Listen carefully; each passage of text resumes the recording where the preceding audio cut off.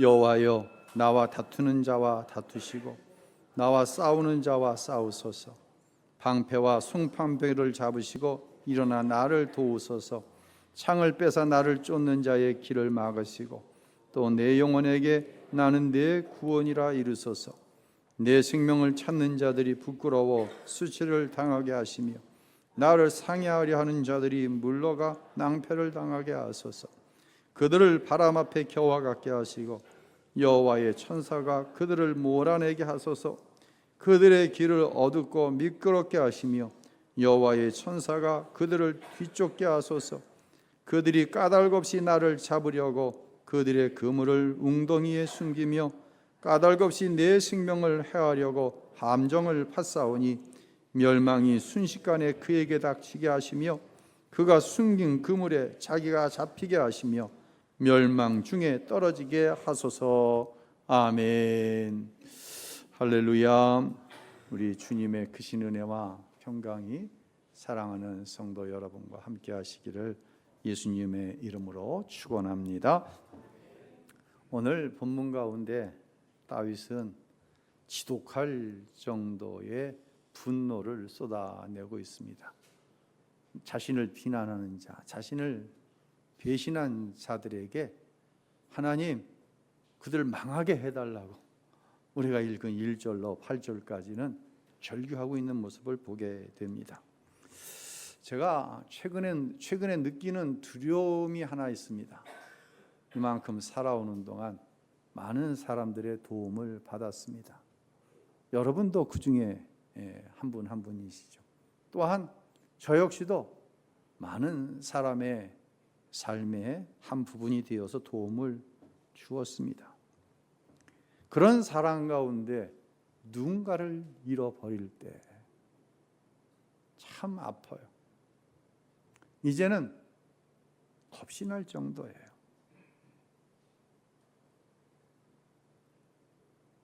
이게 우리의 인생의 모습이에요. 우리에겐 다 이런 면이 있어요. 인생을 살면서 몇 가지 관계가 있는데 그중 한 가지 관계가 성공을 위해 쌓아 올린 관계입니다. 성공을 위해서 의기투합하는 것이죠. 그런데 안타깝게도 성공을 위해 쌓아 올린 관계는 거의 어그러집니다. 거의 그렇습니다. 가장 깨어지기 쉬운 관계가 성공을 위해 맺어진 관계라는 거예요. 제가 부목사 때 담임 목사님께서 이런 이야기를 자주 하셨어요. 우리 부목사 셋을 모아놓고는 야, 열심히 하는 사람에게 내 담임 목사 자리를 이어주겠다. 이런 이야기를 자주 했어요. 왜 그러셨는지 모르겠어요. 이게 뭐예요? 성공을 위해 쌓은 관계예요. 결국은 어떻게 됐을까요? 담임 목사님은 외부에서 청빙이 되었어요. 하지만 부목사 가운데 누구도 상처받은 사람은 없어요. 왜요? 담임 목사가 되기 위해 사역하지 않았기 때문이에요. 교회를 위해서, 하나님의 나라를 위해서, 맡겨진 사명을 위해서 사역했기 때문에 상처받지 않았어요. 그러나 여러분이 이루어 가시는 세상에서의 관계는 많이 다를 것이에요. 리더십의 대가인 존 맥스웰은 이런 이야기를 했어요. 최고의 성공은 뭐냐? 나를 가장 잘 아는 사람들에게 가장 많은 사랑과 존경을 받는 것, 이것이 관계의 가장 커다란 성공이다라고 하는 거예요. 여러분을 누가 제일 잘합니까? 내 아내, 남편, 자녀, 교우들, 그들에게 사랑과 존경을 받고 있느냐 물어봐야 돼요. 최근에 세계적인 이슈가 됐던 것 중 하나가 아랍 계통의 부호들이 또 아시아의 어떤 큰 부호가 뭐 몇 천억들 들여 딸의 결혼, 아들의 결혼을 식을 해놓고는 어떻게 했어요? 뭐 우리나라의 그 재벌이라고 하는 사람들까지도 초청을 해서 진짜 어마어마한 잔치를 벌이더라고요. 얼마나 좋을까요? 부러웠어요? 그거 부러운 게 아니라 난 좀 고개가 까딱대어지더라고. 왜 그러냐면요, 돈이 많아 파티를 열어 사람들을 초대할 수는 있어요. 그런데 그 초대받은 사람들이 나를 존경한다? 이건 다른 문제라는 거예요. 성공과 존경, 성공과 성공하는 관계는 전혀 다른 것이라는 거예요. 그런 면에서 오늘 우리가 읽은 시편 35편의 시인인 다윗은 참 관계에 있어 탁월한 사람이었어요. 한 가지만 예를 들면요, 다윗을 죽이려고 했던 사울 왕이 있잖아요. 사울 왕의 아들 가운데 다윗과 깊은 우정을 나눴던 사람이 누구죠? 요나단이죠. 요나단은 왕이 서열에 있는 왕자예요. 아버지가 죽으면 왕이 될 서열에 있는 사람이에요. 그런데 지금 누가 사울이 보기에는 도전을 하고 있어요? 다윗이 도전을 하고 있는 거예요. 하나님이 그를 왕으로 기름 부으셨을 뿐만 아니라 이스라엘 백성들의 마음이 사울보다는 다윗에게 가 있는 거예요. 이렇게 되어지면 요나단이 아버지 사울과 함께 다윗을 어떻게 해야 돼요? 제거해야 되는 게 맞는 거예요. 그런데 어찌된 일인지 이 요나단과 다윗은 깊은 우정을 나눕니다. 그 모습이 사무엘상 20장 41절 42절에 나와 있어요. 한번 같이 읽을까요? 같이 울되 다윗이 더욱 심하더니 요나단이 다윗에게 이르되 평안히 가라. 우리 두 사람이 여호와의 이름으로 맹세하여 이르기를 여호와께서 영원히 나와 너 사이에 계시고 내 자손과 내 자손 사이에 계시리라 하였느니라. 느껴지나요? 지금 이 상황 속에서 참 훌륭하다. 그 우정이 이렇게 이야기할 수 있겠어요. 하지만 아버지 사울의 편에서는 아들 요나단에게 무슨 감정을 느낄까요? 배신의 감정을 느끼는 거예요. 아들 요나단이 이제 사울이 다윗을 찾아 죽이려고 혈안이 되어 있는데 요나단은 계속해서 다윗과 소통하고 있는 거예요. 어디 있는지 아는 거예요. 요나단이 얘기를 안 하는 거예요. 그러니까 아버지가 분노해가지고 너 요나단 왜 다윗이 어디에 있는지 나에게 알리지 않냐? 너 왜 다윗과 마음을 함께하냐? 이 어리석은 녀석아. 그랬더니 요나단이 아버지 앞에 아버지를 비난합니다. 도대체 다윗이 무슨 죄가 있다고 아버지 다윗을 죽이려고 합니까? 이렇게 되자 아들에 대한 배신감이 폭발하는 거예요. 그 장면이 사무엘상 20장 33절에 나와요. 읽겠습니다. 사울이 요나단에게 단창을 던져 죽이려 한지라. 얼마나 배신감에 힘이 들었던지 아들에게 단창을 던져 죽이려고 했다라고 하는 것이에요. 이 성공을 향한 집착은 사람을 여기까지 만들어 놓는 거예요. 아들을 죽이려고 하는 거예요. 아들의 충고가 옳고 그름의 문제가 아니에요. 성공해야 되니까. 그 결과예요. 또한 아들의 배신을 경험한 사울은 이것이 하나님의 음성임을 깨달았어야 되는 것이에요. 여러분, 비난받는 거 좋아하는 사람 아무도 없습니다. 충고받는 거 좋아하는 사람 아무도 없습니다. 그런데 말입니다, 우리는 누군가에게 비난을 받고 충고할 때 큰 자세를 가져야 돼요. 제가 군대 생활 자대 배치를 받았어요. 뭐 지금은 2등병에서 1등병 진급이 빠르지만 저 때는 8개월 걸렸어요. 참 말단쫄병이죠. 자대 배치를 받았는데 중대 본부 작전과에 저하고 이름 똑같은 사람이 최고 선임병장이야. 이름이 장승원이야. 키가 한 185 정도 되고 바짝 말랐는데 얼굴이 하얘. 이 중하기 중대는 체격둥이로 뽑는데 도대체 왜 저 사람이 여기에 있지? 그렇게 생각될 정도예요. 근데 저 역시도 보고 병정을 받고 뭐 군대 입대할 때 58kg였는데 어떻게 해서 그 중하기 중대에 제가 배치가 된 거예요. 근데 저는 81mm 박격포를 본 적도 없고 뭐 작동은 고사하고 그러다 보니까 훈련을 할 때 선임들에게 매일 맞는 거예요. 매일 기합 받는 거예요. 야, 이거 끝이 안 보이는 거예요. 정말 죽을 것 같더라. 그러다 어느 날 이제 취침 시간이 되어서 제가 이제 경계 근무를 쓰는 순서가서 경계 근무를 쓰는데 이 장승원 병장이 저를 이렇게 불러요. 그리고 라면을 하나 끓여주는 거예요. 이야, 이게 뭐 진짜 기가 막히죠. 다 먹고 났더니 이병 힘들지? 그런 거예요. 네, 힘이 듭니다. 박격포에 대해 모르니 선임들한테 맨날 맞고 욕 먹고 억울하지. 눈물이 나더라고요. 형님처럼 이렇게 내 마음을 알아주면서 이야기를 하니까 너무 힘들다고. 근데 이병, 내 충고를 잘 들어.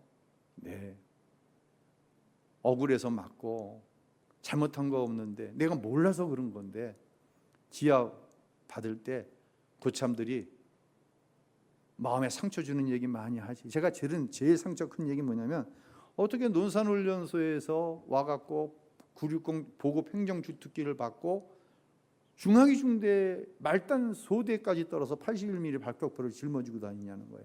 그러면서 너 세상에서 무슨 죄를 졌길래 여기 왔냐는 거예요, 저한테. 그러면서 때리는 거예요. 너 네 죄값으로 맞는다고 때리는 거예요. 야, 이게 말이 돼요, 안 돼요? 야, 이게 말이 안 되지. 그러고 맞은 거예요. 맨날 맞는 거예요. 하루도 안 빠놓고 맞는 거예요. 그런데 장병장이 이런 얘기를 하는 거예요. 그렇게 어거지 말도 안 되는 얘기를 때릴 때 뭘 물어보면 네, 잘못했습니다. 네, 그렇습니다. 이렇게만 대답하려는 거예요. 받아들이기 쉬워요, 어려워요? 어렵죠. 말이 안 되죠. 그런데 제가 그대로 했어요. 때립니다. 너 세상에 사회에서 죄 많이 짓고 왔지? 네. 그럼 맞아야지. 네. 너 뭐 했지? 그렇습니다. 그런데 놀라운 건요, 그게 한 두세 번 반복되니까 그때부터 안 때려.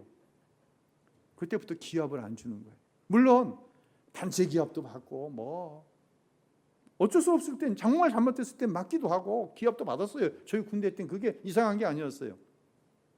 근데 개인적으로 억울하게 안 하는 거예요. 여러분, 때로는 비난받고 있다는 내 생각이 틀렸을 때가 있어요. 설교 시간에 시험 드는 사람이 있어요. 시험 들지 마세요. 어느 때 시험 드는지 아세요? 순도 100%의 말씀을 증거하면 시험 들어요. 거기다 한 90% 물타기 하잖아요. 아무도 시험 안 들고 아주 설교 듣는 자세가 기분이 좋습니다. 근데 10% 순도의 말씀은요, 10% 능력밖에 없어요. 100% 순도의 말씀을 믿음으로 받아들이고 돌이키고 순종할 때 그것이 하나님의 역사가 나타나는 거예요. 대단히 외람된 말씀이지만 제가 우신교회에 처음 왔을 때 순도 50%짜리 말씀하기 힘들었어요. 은혜가 없다고 합니다. 사랑이 없다고 합니다. 그거 은혜 아니에요. 그거 사랑 아니에요. 비난이 옵니다. 그 비난 속에서 내가 삶의 방향을 바꿀 수 있는 것을 볼 수 있는 사람이 큰 사람이에요.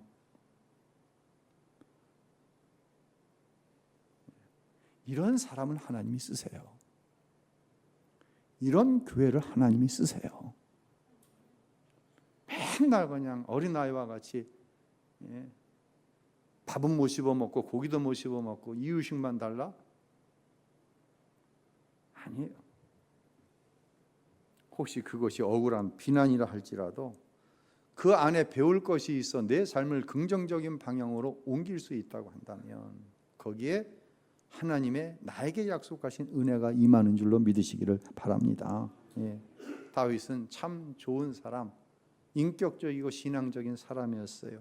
그럼 다윗은 비난당하지 말아야 되잖아요. 그렇게 인격적이고 신앙적인데 그럼 배신당하지 말아야 되잖아요. 여러분, 우리가 분명히 알아야 되는 거 있어요. 배신과 비난은 선한 사람에게도 와요. 악한 사람에게도 와요. 사울에게도 왔어요. 아들 요나단이 비난하고 배신했어요. 다윗에게도 왔어요. 이건 선인이라고 해서 선하게 산다고 해서 믿음으로 산다고 해서 피해갈 수 있는 게 아니에요. 이거 물타기 해버리면요 이상한 답이 나옵니다. 성경을 보세요. 다윗이 얼마나 많은 부하들과 더구나 자식에게까지 배신당한지 우리는 잘 알잖아요. 세상에서 제일 아픈 배신은 누구에게 당하는 배신일까요? 자식에게 당하는 배신이에요. 제가 제 자식을 볼 때가 아니라 저도 자식이잖아요. 제가 아무리 그럴듯한 핑계를 가져다 대도 시간이 흐르고 말씀을 준비하다 보니까 내가 배신한 거였어요. 내 부모.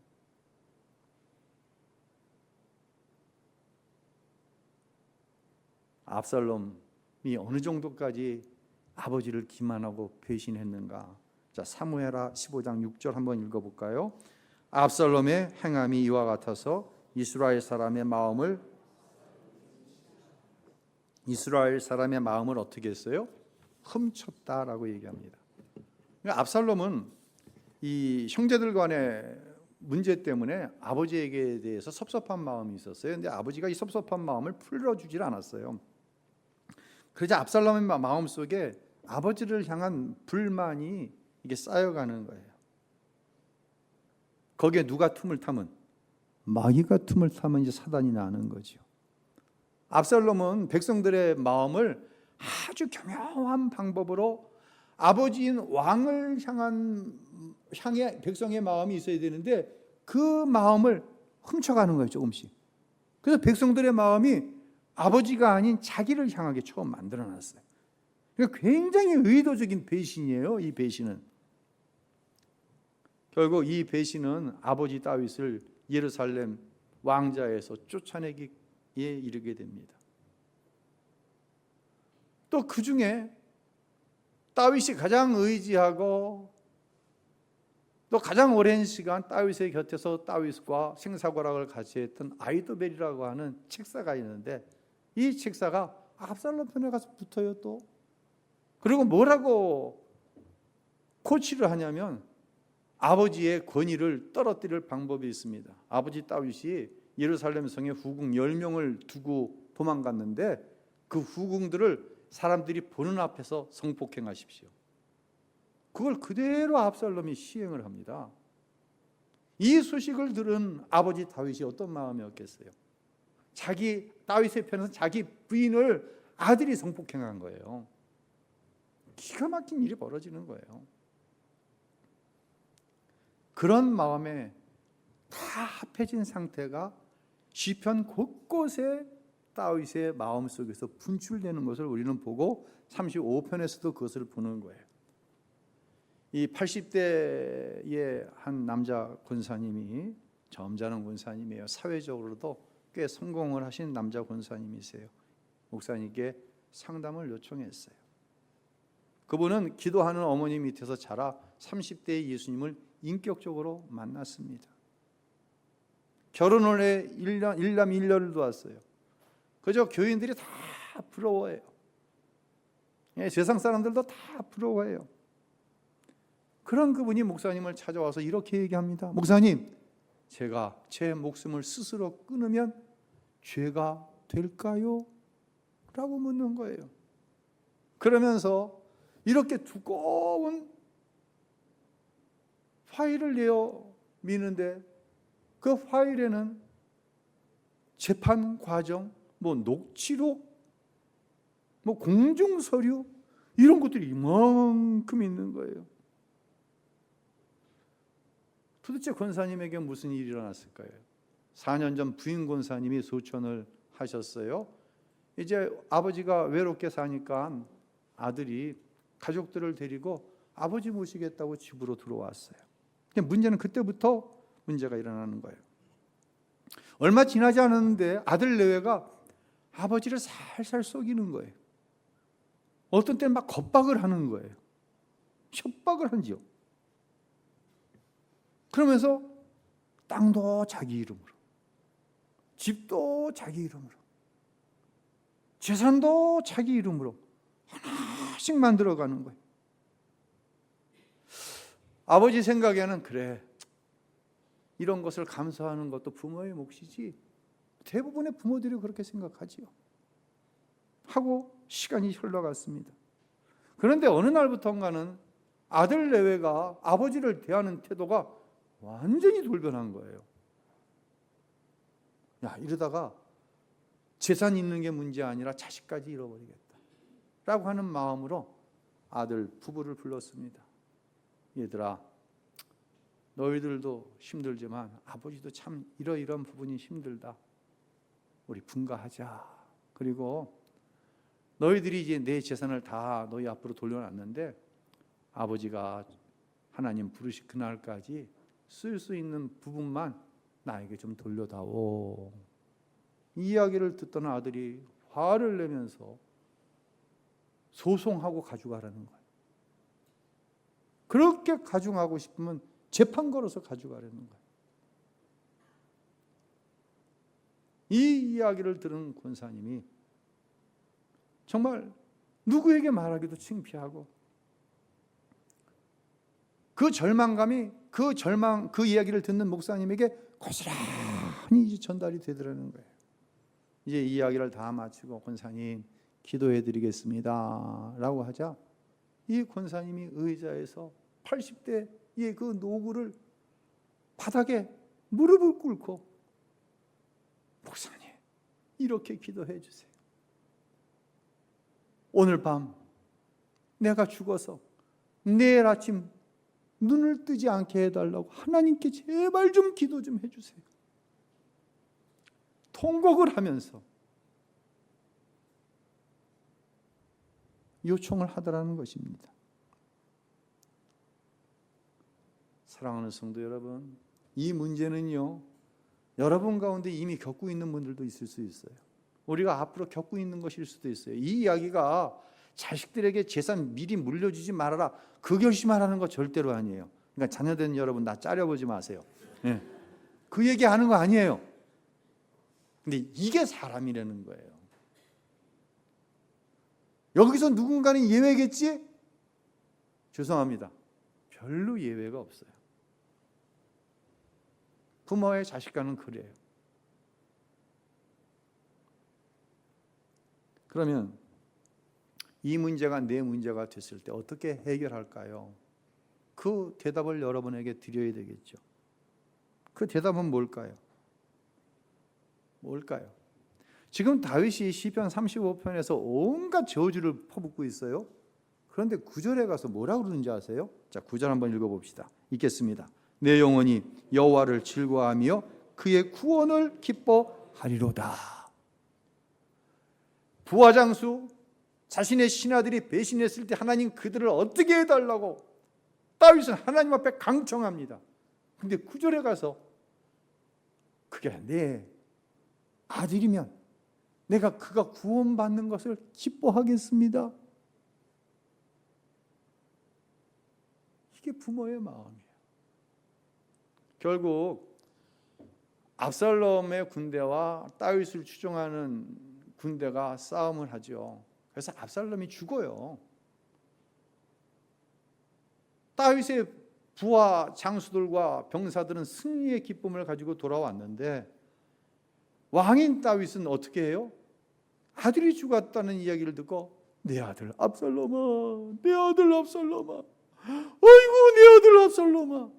백성들 앞에서, 군사들 앞에서, 자기를 위해 목숨을 바친 군사들 앞에서 얼마나 많은 군사들이 죽었겠어요. 자기를 위해서. 그들을 슬퍼하는 것이 아니라 아들의 죽음만을 가지고 슬퍼할 때 장수들의 마음이 돌아서는 거예요. 다윗을. 백성들이 실망을 하고 돌아가는 거예요. 여러분, 이게 부모의 마음이에요. 다윗이 이중적이다? 아니에요. 이게 부모의 마음이죠.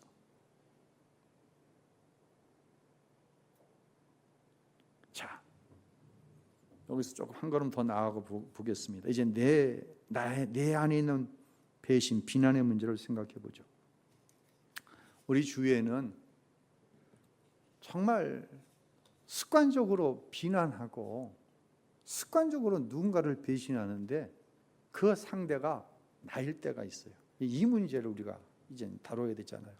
근데 여기서 잠깐 멈춰서 혹시 내가 비난하는 사람 아닌가? 내가 배신하는 사람은 아닌가? 이거는 여러분이 참 잘 분별을 하고 들어야 돼요. 내 생각이 맞지 않다? 내가 손해가 입었다? 그래서 내가 비난받았다, 배신당했다? 그거는 설교에서 예외예요. 이 대상에서.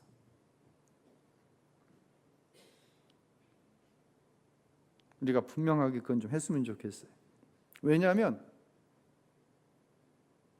우리가 하나님 앞에 기도할 때 정말 객관적이지 않은 기도를 할 때가 많아요. 너무 주관적이야. 내가 잘못해서 받는 비난, 내가 잘못해서 당한 배신은 이야기하지 않고 비난받았습니다, 배신당했습니다. 그거는 다시 생각해 보자는 얘기예요. 그러면 습관적으로 비난하고 배신하는 사람들의 특징은 뭔지 아세요? 오늘 본문 20절과 21절 한번 읽겠습니다. 무릇 그들은 화평을 말하지 아니하고 오히려 평안히 땅에 사는 자들을 거짓말로 모략하며 또 그들이 나를 향하여 입을 크게 벌리고 하하 우리가 목격하였다 하나이다. 도대체 어떻게 생겨먹었길래 입만 열면 비난입니까? 여러분, 그런 사람들에게는 한두 번 얘기하지 그 이유는 말 섞지 마세요. 무슨 목사님이 그렇게 은혜가 없고 사랑, 그거 은혜 사랑 아니라니까요. 하나님의 은혜의 영역, 사랑의 영역이 있는데 심판의 영역이 있어요. 뒤에 말씀을 드릴 거예요. 도대체 어떻게 생겨먹은 겁니까? 도대체 그 안에 예수가 있긴 한 겁니까? 도대체 그 안에 예수님이 계시긴 한 거예요. 그런 사람이 어떻게 가족이고 그런 사람이 어떻게 예수 믿는 사람입니까? 저는 여러분에게요, 나를 비난하고 나를 그렇게 배신한 사람을 용서하고 이해하고 사랑하라, 전 그렇게 얘기할 수 없습니다. 전 그렇게 얘기 못합니다. 무조건 사랑하세요? 이렇게 얘기 못합니다. 교회가, 다시 말씀드립니다, 물타기 말씀을 하니 자기도 하지 못하는 용서를 하라고 그러고 자기도 이해하지 못하면서 이해하라고 그러고 자기도 사랑하지 못하면서 사랑하라고 합니다. 성경은 뭐라고 얘기했는지 우리가 바로 알아야 됩니다. 다윗은 어떻게 했습니까? 한번 시편 35편에서만 한번 보겠습니다. 35편 5절, 8절, 26절 뭐 수도 없는데요. 그거 세 절만 읽어볼까요? 읽겠습니다. 그들을 바람 앞에 겨와 같게 하시고 여호와의 천사가 그들을 몰아내게 하소서. 멸망이 순식간에 그에게 닥치게 하시며 그가 숨긴 그물에 자기가 잡히게 하시며 멸망 중에 떨어지게 하소서. 나의 재난을 기뻐하는 자들이 함께 부끄러워 낭패를 당하게 하시며 나를 향하여 스스로 뽐내는 자들이 수치와 욕을 당하게 하소서. 뭘 퍼붓고 있어요 지금? 저주를 퍼붓고 있는 거예요. 누가? 사울이 한 게 아니에요. 다윗이 한 얘기예요. 제가 이제 여러분에게, 고통 가운데 있는 여러분에게 하나님의 말씀으로 제가 경험한 것으로 권하고 싶은 것이 있어요. 꼭 혼자만의 시간, 혼자만의 공간, 아니면 새벽 기도 시간, 아니면 심야 기도의 시간, 좀 더 좋은 것은 구별하여 자기만 있는 공간, 그곳에서 꼭 이렇게 기도하시길 바랍니다. 이게 성경적이에요. 내가 그에게 베푼 호의를 배신하고 나를 비난하는 사람을 향해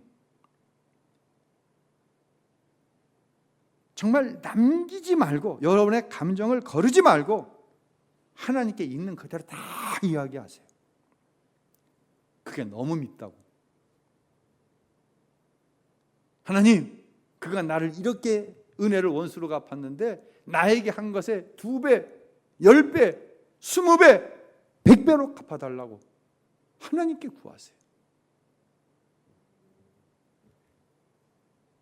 그가 망했으면 좋겠다고 말씀하세요. 이상해요? 들어본 적이 없죠? 다윗은 그렇게 했어요. 그리고 그 기도의 자리에 여전히 머물러 있어야 됩니다. 그 이후에는 누가 하시는 말씀을 들어야 돼요. 누가 하시는 말씀을 들어야 돼요. 이제 여러분에 있는 감정을, 밑바닥까지 있는 감정을 다 하나님께 얘기했어요. 그 다음에 누구의 얘기를 들어야 돼요? 하나님의 이야기를 들어야 돼요. 하나님은 저에게 그 순간, 목사님도 그랬어요? 막 망하게 해달라고? 저도 그랬어요. 너무 억울하다고. 어떻게 하나님의 종을 이렇게 짓눌러 놓을 수 있냐고.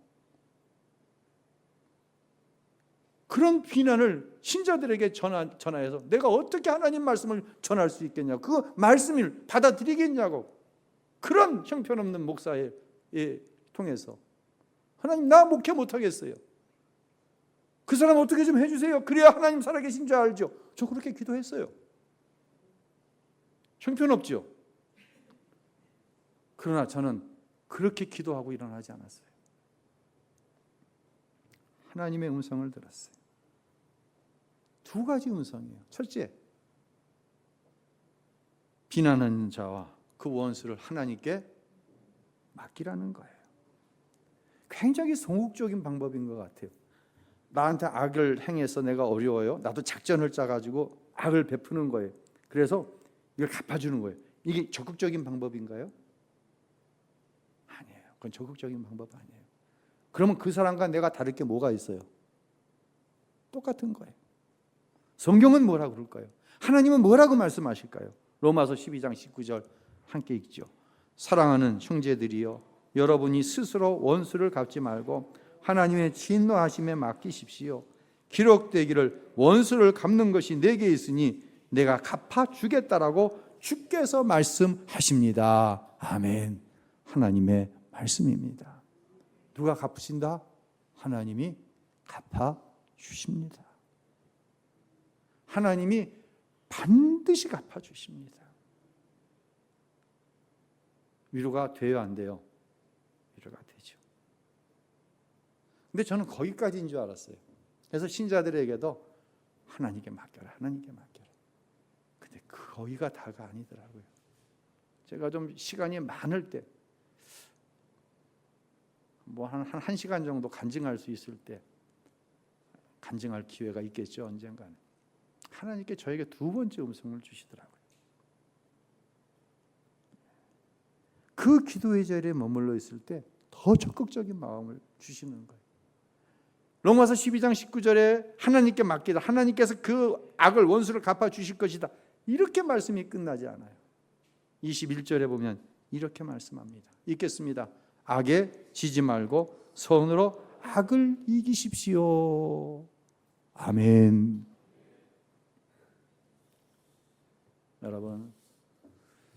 여러분을 축복하는 것은요, 여러분의 기도가 깊어졌으면 좋겠어요. 맨날 뭐 달라, 응답 받았다, 응답 못 받았다, 이건 깊은 기도가 아니라 얕은 기도예요. 어떻게 보면 이 기도는 거듭나지 못한 기도예요. 하나님께 원수를 맡겼어요. 기도하는 거예요. 정확하게 이야기하면 하나님이 나에게 음성을 주시는 거예요. 하나님의 음성을 받는 여러분들이 되시길 주님의 이름으로 축복합니다. 이게 축복이에요. 악으로 악을 갚지 말라는 거예요. 그 악을 선으로 이기라는 거예요. 기도는 뭐예요? 기도는 뭔지 아세요? 기도는 이 밑바닥까지 가라앉아 있는 그 엄청난 상처와 누군가를 향한 저주의 마음, 미움의 마음, 비난의 마음을 다 끌어내서 하나님께 아뢰는 거예요. 망하게 해달라고. 예. 그 인간 나쁜 인간이라고. 하나님 그냥 데려가셔달라고. 다 아뢰는 거예요. 여기 있는 거 다 아뢰는 거예요. 용서해. 예수님 용서하라고 그러셨잖아.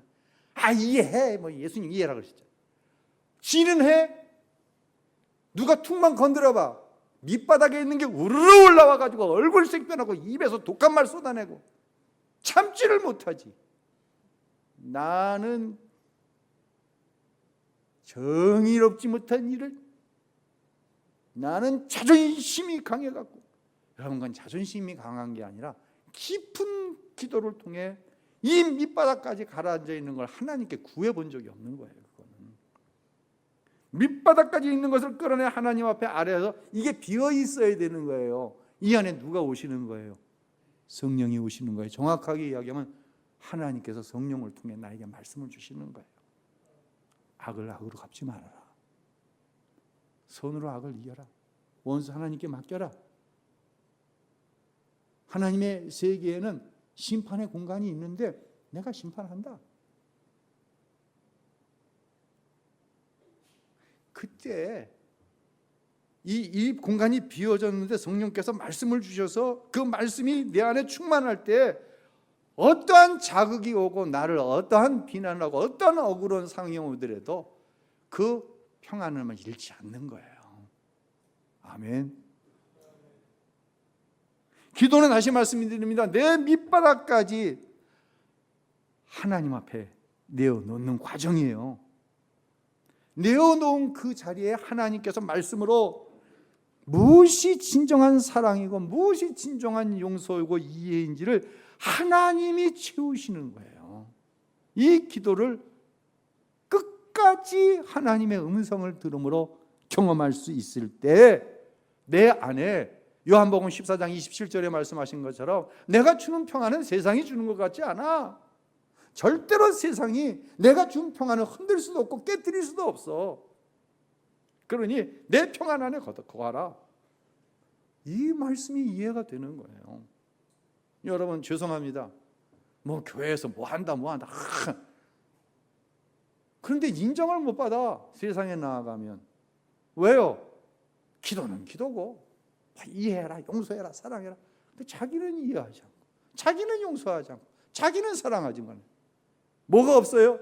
깊은 기도를 통해 하나님의 말씀을, 성령의 감동, 교통하심을 통해 만난 적이 없기 때문에 이게 안 되는 거예요. 절대로 안 돼요.